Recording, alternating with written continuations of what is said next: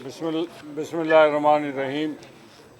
आप तमाम प्रेस के साथियों का बहुत शुक्रिया कि आज आप हमारी दावत पे यहाँ तशरीफ़ लाए। आज़ाद कश्मीर की सियासी सूरत हाल आप सबके सामने है। मुस्लिम लीग नून आज़ाद कश्मीर की एक स्टेक होल्डर पार्टी है। हम अपोजिशन में हैं और अपना किरदार आज़ाद कश्मीर के अमन व अमान को बहाल करने के लिए अपना किरदार अदा कर रहे हैं।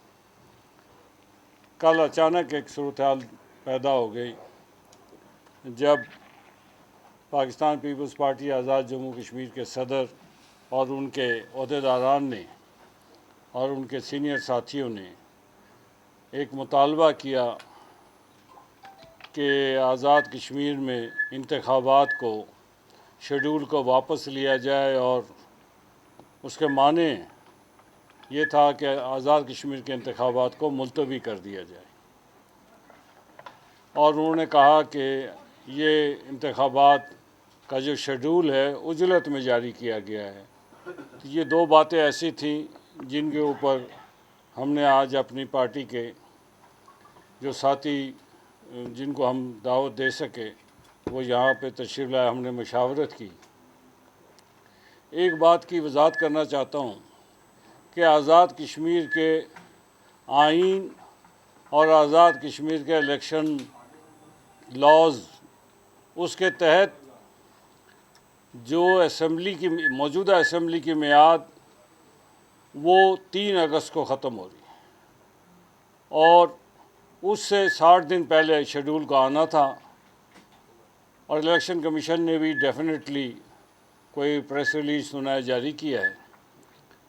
और पीपल्स पार्टी आज़ाद कश्मीर ने अपने चेयरमैन बिलावल भुट्टो जरदारी साहब को गलत ब्रीफ किया और उनसे भी कहलवा दिया गया कि जी उजलत में जारी किया गया है।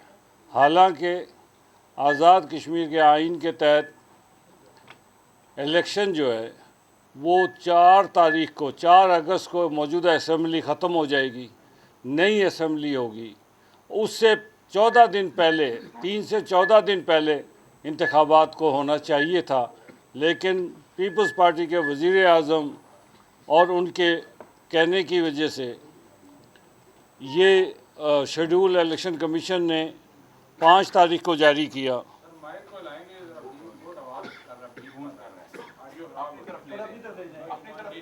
जी 5 तारीख को ये खींचा हुआ है। ये आप थोड़े से आगे हो गए। बस अब आ रही है ठीक। ये बाकी उसमें से आ रहा है, बंद कर दें। मोबाइल साइड पे कर दो। नहीं मोबाइल बंद है। हमारे मोबाइल बंद है सारे। तो मौजूदा जो इलेक्शन कमीशन ने शेड्यूल जारी किया वो बिल्कुल उनके पास कोई गुंजाइश नहीं थी इससे लेट करने की। तो इसलिए जो भी बिलावल जरदारी साहब को जो ब्रीफ किया गया है मैं समझता हूँ दुरुस्त नहीं है। आज हमने अपनी मीटिंग में ये तय किया है कि पाकिस्तान मुस्लिम लीग नून अपने 1974 के आइन पे खड़ी है, इस किताब के साथ है और इस किताब के मुताबिक इस आइन के मुताबिक मुकर्रर वक्त में जो शेड्यूल जारी हुआ है उसके मुताबिक इलेक्शन का इनेकाद किया जाए। और हम किसी सूरत इलेक्शन के इल्तवा की हिमायत नहीं कर सकते। शेड्यूल को भी किसी तरह 27 से आगे जाने के आइन में गुंजाइश नहीं है। और अगर कोई ऐसा इक़दाम किया गया जिसके ज़रिए इलेक्शन को आगे करने की कोई बात की गई तो फिर ये आज़ाद कश्मीर की जमहूरियत के लिए भी नुकसानदेह होगी, आज़ाद कश्मीर की रियासत के लिए भी नुकसानदेह होगी। इसलिए हम इसको किसी सूरत कबूल करने को तैयार नहीं हैं। दूसरी बात कि आज़ाद कश्मीर में जो अमन व अमान की सूरत हाल पैदा हो गई है वो अफसोसनाक है। अभी वहाँ खाने पीने की अशिया नहीं मिल रही हैं, उनकी किल्लत पैदा हो गई है, अद्वियात की किल्लत पैदा हो गई है।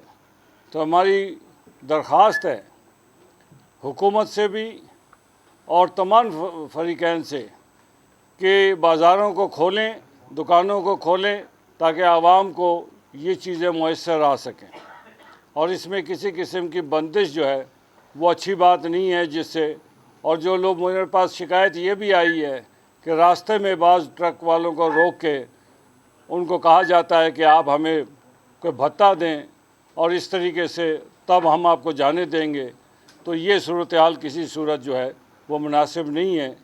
ہم عوام کے جو دھاڑی دار مزدور ہے، ہمیں اس کی فکر ہے کہ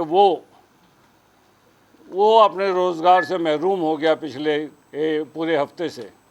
اس لیے میری درخواست ہے کہ تمام لوگ اپنے اپنے مطالبات اپنی اپنی جگہ درست بھی ہو سکتے ہیں، غلط بھی ہو سکتے ہیں، لیکن ہم کسی صورت آزاد کشمیر کے عوام کو کسی مشکل میں ڈالنا نہیں چاہتے، اور عوامی رائے کا اظہار انتخابات کے ذریعے ہی ہو سکتا ہے۔ میں سمجھتا ہوں کہ پیپلز پارٹی ایک بڑی جماعت ہے، ہمارے سب ساتھیوں کی یہ خیال ہے کہ پیپلز پارٹی ایک بڑی جماعت ہے، ان کو الیکشن سے بھاگنے کی کوشش نہیں کرنی چاہیے، بلکہ ان کو میدان میں رہ کے الیکشن جو ہے اس میں حصہ لینا چاہیے۔